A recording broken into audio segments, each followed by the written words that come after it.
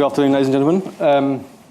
Thank you for having me today. I'm going to be sharing a little bit of the BT Sport Ultra HD story with you, and trying to perhaps touch on a couple of the questions that were set out in the agenda for the session. Before I start, I just, in Tom-old fashion, are going to show you a quick video which introduces BT Sport in case you don't know who we are. So if we can roll BT. BT Sport continues to break the boundaries in televised sport as it reaches more people than ever before. We're committed to bringing new innovations to the biggest European football competitions. Immerse yourself into one or all of the games with the BT Sport Goal Show. The place to follow it all is right here. And the BT Sport app. Choose camera angles, goal alerts and playback options. And the innovations continue as we bring the stadium experience into your living room with the UK's first live 4K channel, BT Sport Ultra HD. Get closer to every goal, try, dunk, thrill, skill, kick, hit, and every history-making moment. So much sport for you to get your head around. All because we are dedicated to bringing the best sport back to you. And our world of entertainment doesn't stop there. BT TV's not only about your favourite channels. Immerse yourself in the latest box sets, Hollywood blockbusters, and independent films. With thousands of kids shows on demand, ad-free. Enjoy the freshest new music videos, listen to full albums, and browse our great library. And there's the best from the US with drama from AMC. Plus, catch plenty more familiar faces, including Netflix. BT TV, bigger and better than ever before.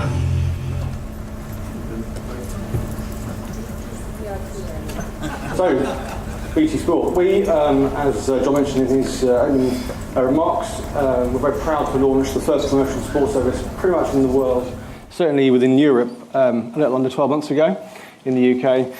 This was our announcement day in the studios with Beale, our Managing Director of Sport and TV, and gave ourselves a somewhat unenviable task in a very short space of time to try and put together a comprehensive linear channel of Ultra HD content with very little precedent and technology that was really trusted and tried in the marketplace. The challenges were across pretty much every part of the chain, actually. So a complete lack of standards, and we've just been having an interesting discussion about standards around HDR upstairs. The same challenge was in the traditional UHD phase when we started this project. Cameras were very much focused around long form and movie content, and within the live domain, those were really had their parentage in the cinema world, so with 35mm cameras available at the start of the project.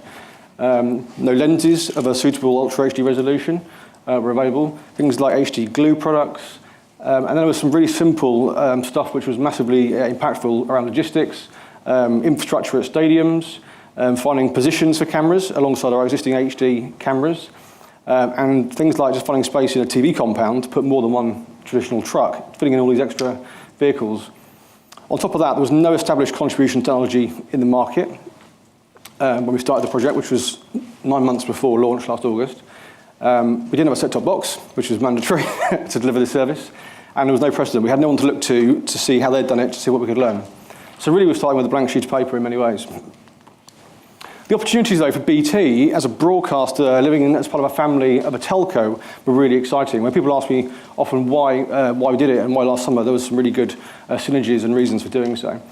First of all, in BT Group, our massive investment in superfast broadband within the UK had reached a critical mass point of evolution, and we'd rolled out this high-speed network to a suitably large density of households in the UK. This was over 4 years of very big investment in Europe, putting in broadband. The way we're going to deliver UHD pictures to our customers is using this network. Secondly, and most proudly from my perspective working in BT Sport specifically, we had the most incredible portfolio of sports rights available then and just about to come on stream across MotoGP, Premiership Rugby and the Premier League, which we'd already enjoyed for a couple of seasons, but adding to that the UEFA portfolio, Champions League and Europa League football. And having the best content meant we wanted to be able to bring that to our customers in the very best quality. The market in 4K we could see was rapidly developing. We came out of CES that year, 18 months ago, and the complete story from CES was 4K, 4K, 4K, 4K, HDMI 2.0 TV supporting 50p. We're going to be rapidly available in Q1, calendar Q1 of last year, and we knew there was a big opportunity, therefore, to deliver a first-to-market service, bringing us best quality pictures with our best quality content. And lastly, our test proved it. We did some comprehensive trials, asking consumers whether they would want an Ultra HD service. We showed them the difference between some Ultra HD pictures and some HD pictures, and the results were outstanding, actually, hugely in favour, much more so than our exit from EU. So what do? We built ourselves a UHD pipeline, consisting of these main building blocks, starting from the OB scanner in the compound, all the way through to our set-top box in the home. We had no OB truck with any of our partners at the time. We had one partner who had a truck that was sort of half equipped for UHD, but wasn't suitable for week in, week out, business as usual UHD. And when we looked at all the challenges I previously mentioned, compound space, fibre, et cetera, we realised that a full-size expanding scanner, triple expanding scanner, just wouldn't be practical in some of the venues we have to visit, which range from the glamorous and vastly comfortable Wembley all the way down to Barnsley or Grimsby, perhaps, small little clubs where we want to fit in a UHD truck. Because one of our remits for the service was bringing UHD pitch quality across all of our sports. So we went and worked with a company called Timeline, and there's a bit more on this in a minute, to build a new truck. Then we had to get those pictures back from the OB compound to our studio so we could do things with them, record them, post-produce them, and in turn pass them on. So our friends in Media and Broadcast built us a special links truck. We then had to put in some studio infrastructure so we could record and archive and handle this content, edit it, post-produce it, make it into inserts, make it into highlights packages, etc. We then had to be able to sustain this channel 24/7. So although the events, and it is a sort of a pop-up channel in that the key events are obviously dedicated around the sports rights, we have to maintain a service 24/7. And we have to run advertising, we have to run promos, we have to run repeat content. So we had to build a brand new playout centre just for the UHD channel. We then had to be able to get that content out the head end, prepare it into the format that was correct for streaming, H.265, content protect it, and deliver it over our Infinity network to a brand new set-top box built for us by Humex. So delving a little bit into those building blocks, as I mentioned before, I won't dwell on it too much. Brand new truck, very deliberately designed to be this size and shape so it would fit in to where we thought it was being to go. So all sorts of different grounds, different venues, some very, very tight, some more spacious.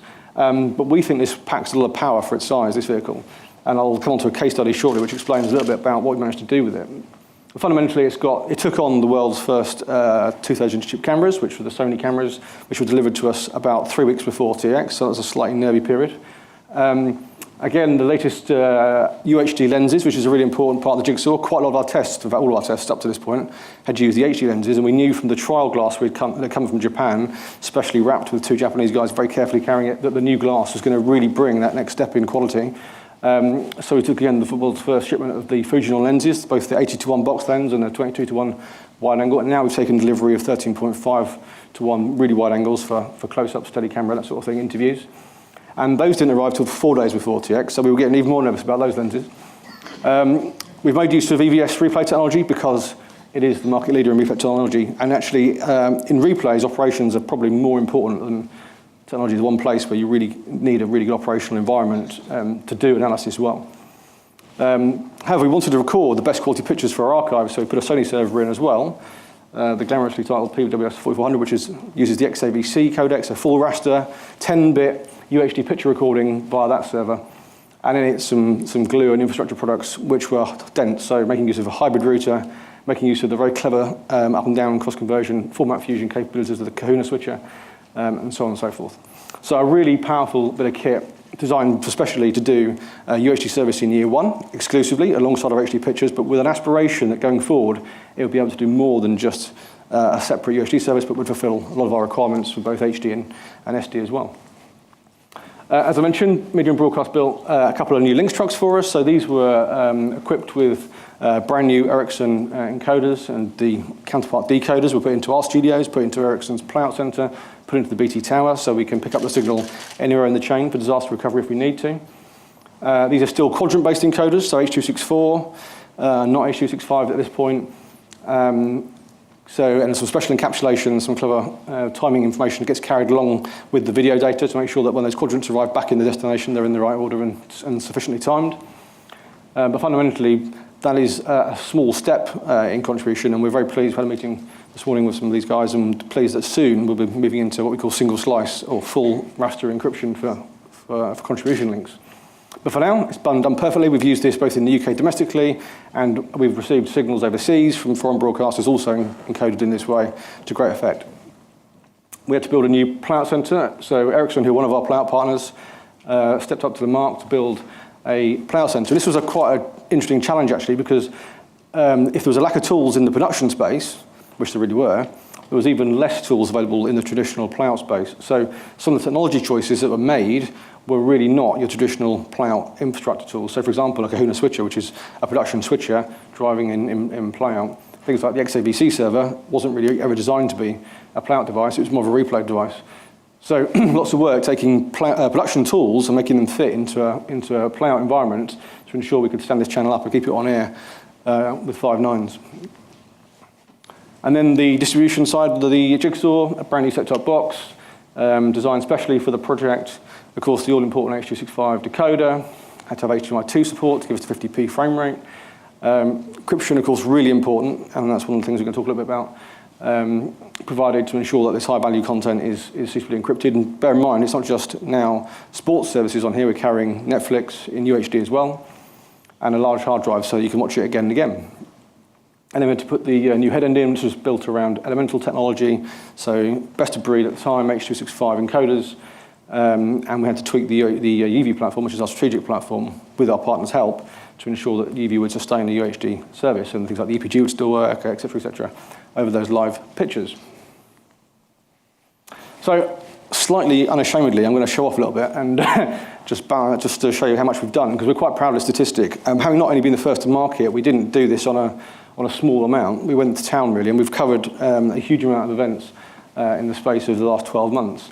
And I think this gives you some idea of the gusto of which we've thrown ourselves into the UHD project, trying to bring the very best in sporting content to our UHD platform, and learning really important lessons along the way about how we can take this first generation service and turn it into a sustainable, long-term commercial proposition, which is way beyond 2 separate trucks and 2 separate production crews, which I'll come on to that in a minute, but making our proposition more commercially attractive and sustainable. And there's some key things we learned along the way, which I'll call out just for your interest. So, for example, obviously we launched on the 2nd of August at the Community Shield, fairly standard. That was our parallel broadcast at the time, with our main HD truck occupying the best positions. But fairly quickly, we started to experiment with single truck production. Where can we find those commercial synergies and only have one vehicle deliver our UHD and our HD and our SD output? And the first time we did that was on the 31st of August on what used to be called the Conference, now called the National Football League, game at Cheltenham, where we put the UHD 1 in on its own, no HD truck, doing a 14 camera AB with full replay live on all of our channels at the same time. Actually, I apologise, it didn't go to air because we didn't have a satellite link. So we recorded it in UHD in the truck, but we broadcast it in HD and SD. Another significant date on there which we're proud of, and I'll come back to it because I've got a couple of case study slides with MotoGP. So just less than 4 weeks after launching our service, we attempted what is still to date the world's largest 4K AB. At the British Grand Prix at Silverstone. Rugby Aid was a significant milestone on the yellow at the bottom because that was our true simulcast. So the first time ever we had one truck delivering pictures on all of our outputs, UHD1 doing both the UHD channel, HD, SD, the app, everything, over 2 days of broadcasting. The first day being kind of a Rugby Tonight magazine type show from the Stoop in Twickenham. Second day being the full match, which was an England versus the rest of the world charity event. And then we did the same at the Women's Super League match, and again at the squash. So very quickly in this program, we're starting to see these commercial efficiencies come through, doing more and more with one truck. We're starting to realise and refine our techniques to ensure that this becomes sustainable as we move this up into the higher leagues, if you like, the more important content, where we need to be sure we're delivering a service to the HD and SD customers, which is comparable and not diminished in any way by this migration to the new technology. Other interesting milestones I'll point out, in green, the Arsenal Europe Champions League match, 20th of October, was the first time we shared a signal with overseas broadcasters. So we stopped being a little island on our own. We were very proud to share the Arsenal content with 4 UEFA takers, Sky Perfect in Japan, I can't remember who, someone in Italy took it, and it was a third as well, and UEFA themselves took a split of that feed. So that was an exciting milestone, not just for us, but a really important milestone, I think, for UHD in broadcast in general. And again, in orange, just below, was the first time we received a feed back from a partner. So this Fenerbahce game versus Ajax in the Europa League. We took that feed in and received it and put it to air and showed our customers content being made by someone, excuse me, other than ourselves. So an exciting journey, and I'll wish for because time is disappearing rapidly. So just to show you, there's been some big highlights along the way. The NBA is an interesting one from the O2 because that feed was shared overseas as well, and that went to Rogers in Canada, who put it to air. It was the first event Rogers showed on their UHD sports network. They were 2 weeks away at the time from launching their own service, primarily based around ice hockey, but a little bit of MLB coverage in there as well, and some NBA. They were very, very proud because they were the first broadcaster in the whole of North America to show a live sports match, which was our feed from the NBA, beating their friends south of the border, and they weren't shy about making a big song and dance about it. Really excitingly, they also own a radio network, and they also own retail stores, and they talked about this 4K event on the radio for 2 days before the event, and they had a rush on the shops, and they sold out of all their UHD set-top boxes 24 hours before the event. So that was a hugely important event in North America for driving uptake of UHD services. As we rattle through, we've added a few more things. Super slow cameras in UHD arrived for the first time in March. So now we have traditional 3x super slow at each end of the match. And then we did our first UHD satellite contribution test, also in March from Man United. So always progressing, always pushing on, moving the boundaries on. Culminating to the point where this year, in May, we had 6 finals in 6 major tournaments in about 12 days on all of our channels, only one of which was simulcast. So we had the FA Cup final. We were delighted to Liverpool progressed to the Europa League final, which was really exciting for us as a channel, but it meant we had about 8 days to plan to get a UHD truck out to Basel to cover that match because UEFA hadn't planned to. We then discovered there was a bank holiday in Switzerland and France on the Monday and Tuesday when HGV trucks can't be driven in France and Switzerland, and you can't drive them on a Sunday. So we suddenly discovered about 4 days to organise this AB and get all of our vehicles out and across to Switzerland in time to deliver the Europa League final, which was taken by 6 takers. So that's another huge milestone for us, covering the Europa League final. But again, really excited that the Aviva final in yellow from Twickenham, which was the 3rd time we'd covered this in 4K, was one truck. Actually not from UHD1, but from a partner truck by Telegenic across all of our platforms. And that's a much bigger show, huge pre-match show, lots of prayers, lots of VT inserts, lots of archive, all having to be handled and passed through. And we've just culminated 12 days of hockey on Lee Valley Park. I'm going to have to move on because we're running out of time, so I apologise. Lots of innovation, ask about it afterwards if you like. This was our big event, Silverstone, huge for us because we had 19 UHD cameras, never been beaten yet by anybody. And really excitingly, things like the first ever radio cameras came into play. So we had 2 radio cameras, which you can see there on the grid, bringing those beautiful editorial shots, trying to give that same level of editorial quality to our show that you would enjoy on an HD feed at this point. I could tell you how good we are, but we were delighted that the critical press were very, very complimentary about our service, which is always a good mark. But we trust Twitter more probably than the press, and the response on Twitter to our service was brilliant. We were very, very delighted with the success. And we get people still emailing now, actually, and tweet our presenters saying how much they enjoy UHD as they come onto the service, as it grows. So what have the benefits been to BT? What have we gained from it? Well, clearly, for our customers with large screen TVs and who are fortunate enough to take the service, innovative perhaps enough to take the service, we're bringing the very best quality sport, as I said earlier, to those customers with large screens. And we perceive, for the UK market, with room sizes being what they are, a big enough screen starts at 42 inches and above. Clearly, in bigger rooms, you might need to have something slightly bigger. But interestingly, the other benefit to UHD, which has not been realised yet, which we haven't seen broadcast, which I want to suggest, is that actually 4K has another benefit yet to be realised. And that is within small screens. I don't know if any of you have seen any VR demos recently. There's been hundreds of them at CES and NAB, and probably saw some at the Media Production Show or BVE. The first thing people say when you put a VR headset on with a phone up close is, jeepers, isn't that poor quality? I don't know if you've noticed that, if you've tried it yourself. So suddenly we've realised that actually we need 4K video for more than just broadcast TV.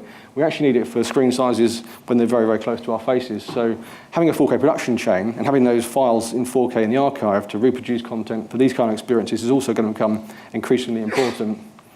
We've reaped the benefit of the fact that the 4K pictures originating in UHD are just simply better than HD were before. The better lenses, the better sensors. The oversampling effect means we suddenly enjoy, even the HD customers enjoy an uplift in quality.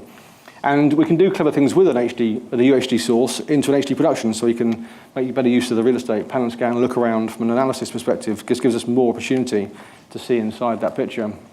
A really nice thing for us, we've seen a couple of times now, is where 4K has been really beneficial to a sports audience, is in helping out with some umpire decisions. I was watching the hockey at home on the second day from Lee Valley, and they had a contentious call about whether the ball had been, you have to forgive me because I don't know the hockey rules, whether the ball had been hit from outside of the D or inside, and one of those was in a legal state. And they couldn't see when they're using the official replay solution, which I won't tell you what it was, they just couldn't see on the HD 1080i based service, they couldn't see whether it was a foul, whether it was a legal goal or not, whether it was in or out. And they rolled it, they looked for every angle, 4 or 5 angles, and they could not work out whether it was going to be given. And then we offered the umpire our 4K replay. And immediately he went, it's obvious. So we were delighted that in a sports place, suddenly we can have real clarity in those sorts of decisions as well. Interestingly, when I was doing some research for this, I Googled a couple of things and discovered that exactly the same thing had happened just recently in the Major League Baseball, when a contentious call, which was not at all apparent in the past, was crystal clear on the 4K feed. Lots of people tweeting saying, brilliant, thank goodness for Rogers 4K, I can now see those decisions. So other benefits have come that we perhaps didn't forecast at the start. So where do we go? I alluded to it earlier. For us, to make this project continue and to become commercially sustainable, it's all about that single truck production. Starting this season, we're going to move up a gear with more productions. We've got 3 more OB trucks becoming available to us to use to cover more events. So Arena OBs have produced a brand new truck, which is going to roll out into service for the beginning of August, which we're very excited about. Also based on IP technology, which is a whole other session, to deliver the Premier League for us. And Telegenic have now added a second truck to their fleet, so we'll be doing Champions League and some rugby using the Telegenic truck. So we've got a really powerful army of vehicles now to cover more events and crucially keep the commercial cost base very little over than the original HD costs. So it's a completely manageable commercial proposition, which is what's really important. Other benefits, we only need one set of links. We don't need to backhaul HD and SD anymore. We'll bring the UHD back, UHD and HD. We'll bring the UHD signal back, down convert it at the latest possible point in the chain, play out, and then we'll deliver the right feeds to the right chains from there. So starting to manage those costs right the way through the chain. The other great thing, of course, is that we're building up an archive of content which is future-proofed. Clearly not HDR yet, and that's the next step. But we've got content now in the 4K resolution, which is going to sit there and be of better value going forward in the years to come. I've just noticed there's a clock ticking here, so I'm obviously working on different times to the clock at the back, so maybe I got longer than I thought I had.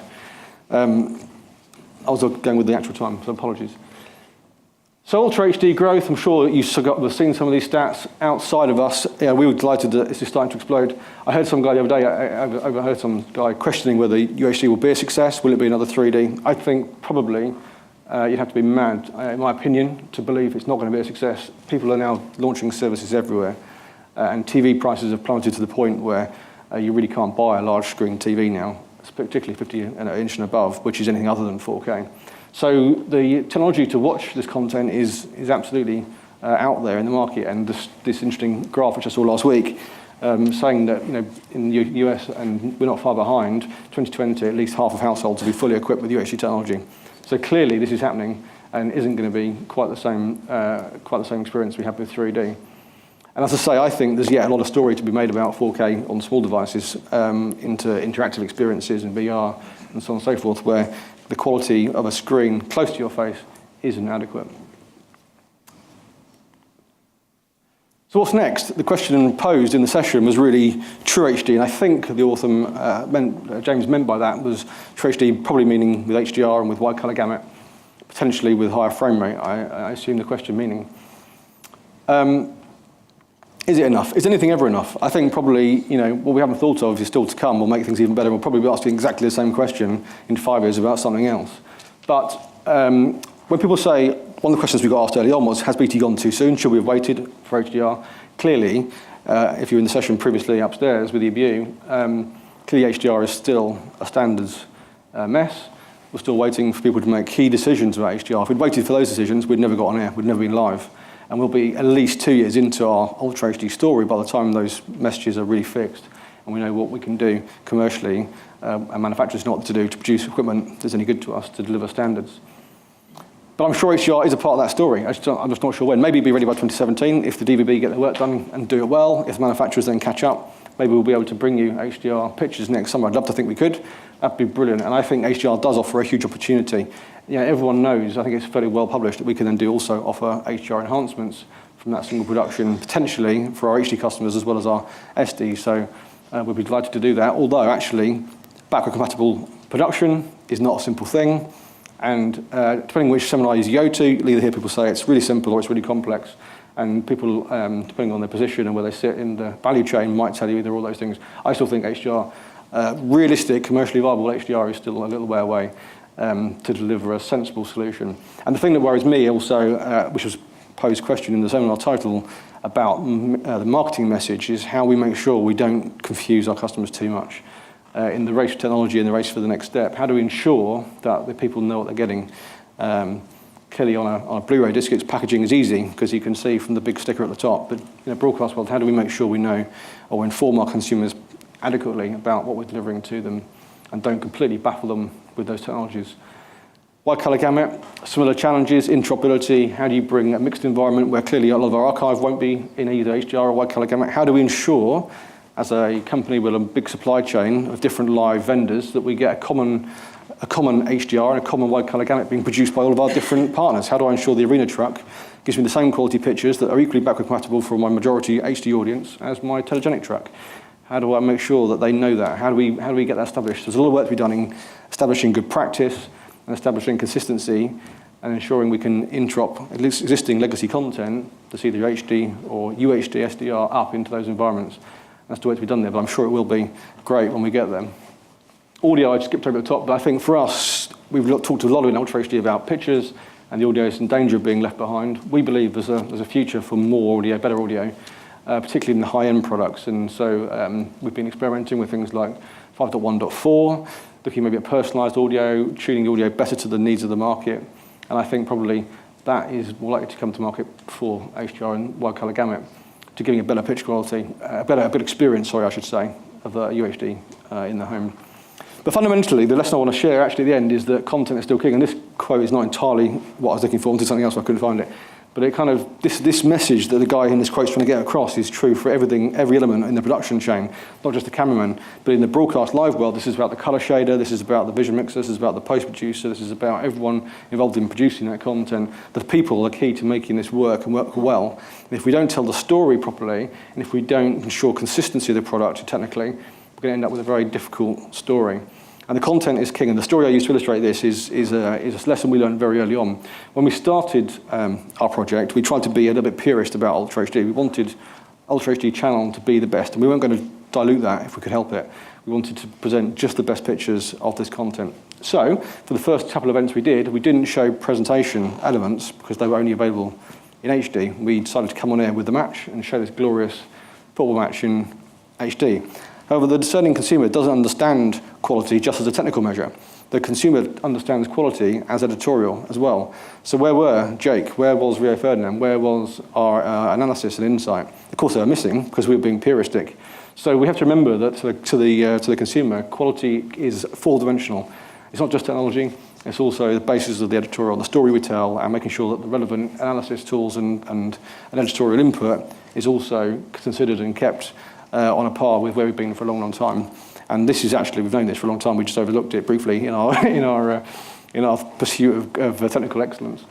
And I think that's me finished. Thank you.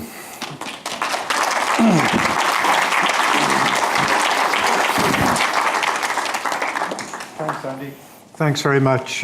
We do have time for one or two questions. I've certainly got some if you don't, but I'd rather they came out from you.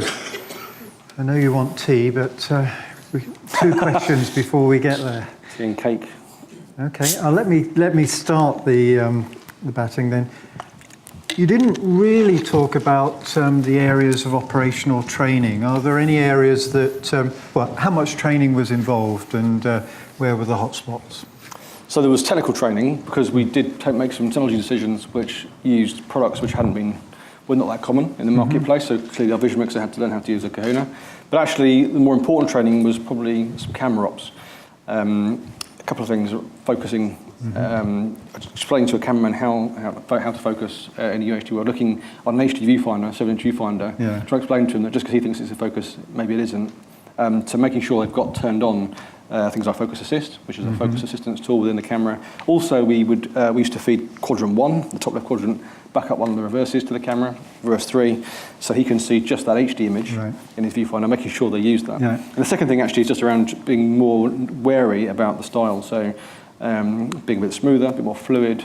And funnily enough, a lot of camera ops are still operating actually from a 4x3 safe world. Was the observation we had very early on. They're very desperate to keep the ball within the centre square of the picture, when in fact it's very unnecessary. We've got a glorious 16:9 canvas, and that enabled them to slow down, but just be slightly more fluid in their movement, keep the main object in the focus, with motion.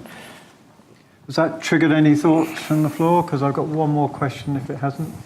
David, can we have a microphone now at the front?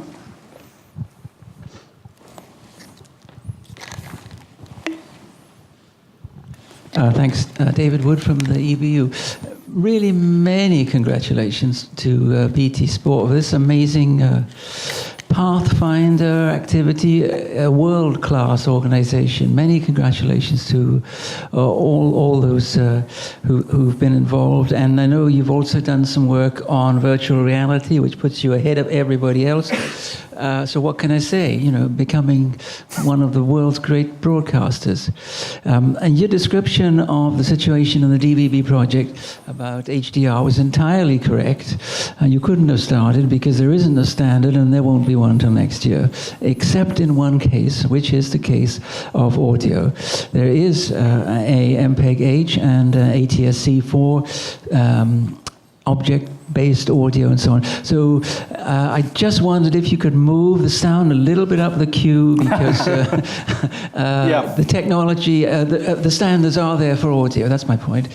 What do you think? No, I agree actually. So I skipped over it because I wanted on the slide. I actually did have audio first, because I do think, to your point, we'll definitely see next generation audio services arriving as an accompaniment to those gorgeous pictures much sooner than HDR and wide colour gamut. And there's something we're very aware of. We've done a lot of testing with various partners, some maybe in the room, the obvious ones, to work out how we deliver those services using hopefully legacy infrastructure, having to change all the contribution chain, and understand the impact in places like playout, which again always is sticky.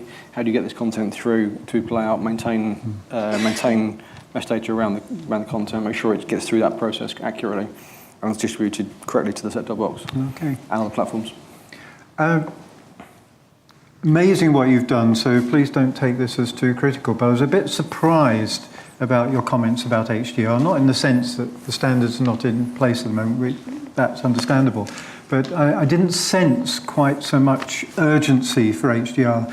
Now, personal experience, I don't know if people agree with me, but some of the things that really spoilt football for me when I saw some of the first UHD demonstrations was the sunshine across a pitch where you've got half the pitch covered by the stand, half the pitch exposed to the full sunlight.